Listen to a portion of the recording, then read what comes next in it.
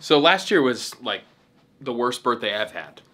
I've actually had a lot of really just terrible birthdays, but I don't want to complain. It's gonna be a great birthday this year. Now, did you hear about what I've done with the place? Do you see this? Okay, honestly, this place is a mess, so I don't want to show you my office too much, but I have that window thing, which I think is really cool. It's gonna be for podcast situations, like this clip right here. Maybe even the vision sounded appealing in the moment, but the means was just too much, and you just have no intention of trying. And that's true, I think, of all the that's why preaching the practices are so hard, is because you can preach, I don't know, this might get me in trouble. Do it. Okay. Do it! Yeah, you can preach the gospel in a way that's so vague every week that you have no way of measuring if your people are actively engaged in things like their own spiritual life or justice or compassion or generosity. I love the idea of being more focused on my local church and finding creative ways to serve them rather than to serve. Now, I'm excited about this Sabbath box that we made. So here's the box, formed by Sabbath, the way of rest in a world of hurry, giving God 24 hours to stop, rest, delight, worship.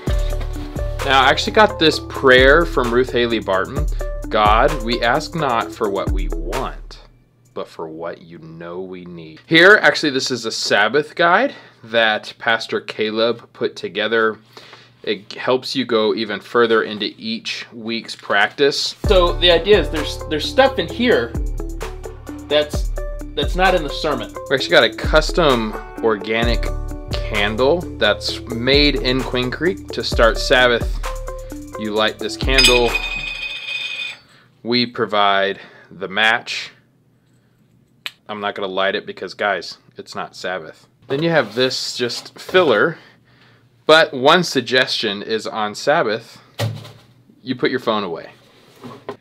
And so the idea is to do a podcast where we have conversations about the message. So it's gonna be 4 weeks, 4 conversations with me and my team. And then it's 4 weeks of me or Pastor Caleb or somebody from our church interviewing someone else from our church. How did Sabbath go? What's your experience with Sabbath? You've been practicing this for a month, or you've been practicing this for 10 years. What are some of your tips? I think we need to make more content extremely localized. Comment below if you have any questions. We have its own website, formedbyjesus.com. Now it's time for me to go snow skiing.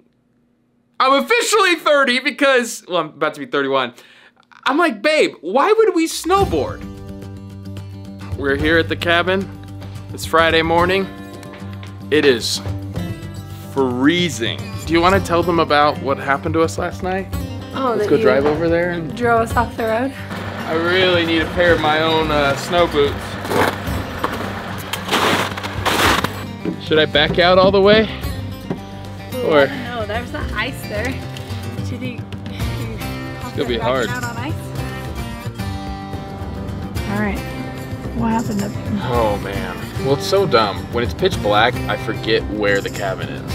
Where the turnoff is? Yeah. Yeah. And so what's dumb is the numbers. Did I ever tell you this? The numbers that throw me off are similar to the numbers that my parents' address at home. At home, yeah. And that's why I'm like, is that it? It gets me every time. So me and you were looking at it just a little bit, right? And all of a sudden, I caught on a course and started drifting. I could feel us starting to move, and I was like, oh no. But at that point, it was like, there's nothing I could do. And honestly, there's nothing you could do. Like, we were, I know. It was, all it took was for you to look out the window for like half of a second. It's such a big gap between like where the road is and then the side. So then like, we were like sitting sideways. Hole. Is it right there? Look at that right big, look at those tire marks. All of that. Thank you, Lord. 4-wheel drive. If we didn't have 4-wheel drive, we'd still be in there. What are we doing for my birthday? Skiing. Yeah, we're kind of old now. I was gonna say that same sounds so much more lame than snowboarding. Road closed. What should we do? This is the only way to get there. And if it's closed, then... What is that guy? Why isn't that guy saying something? Should I go talk to him directly? Yeah. I feel so bad for him. Through his lifetime, he's had some of the worst things happen on his birthday or right around his birthday. And I just wanted to make this year special and like someone think he could just have fun and enjoy. And what's also kind of annoying is our lift tickets and rentals and everything, they are like, oh, it's non-refundable. Well, what happens when the road closes and we're not even able to get there? What are we doing? So the Sholo route, which I think is, what, like an hour and a half? Okay. That way might open in 10 minutes. Oh, gosh. But he has no promise when this way will go open. Also, everybody's way better dressed for this snowboarding event than me. Well, you didn't put yours on. Oh, okay. Yours is all back there. Oh, and they move it right in front of the cars. All right, you ready? Let's do it to it, Lars. Hope I don't drop it. That's gonna suck.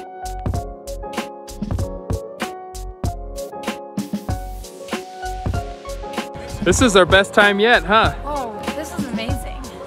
It's all about skiing. Skiing was way better. It's not about being cool. It's about having fun. That's right. Yeah. We're officially old. Oh, it's so fun. All right, let's do it again next year. So fun. Thank you, Lord.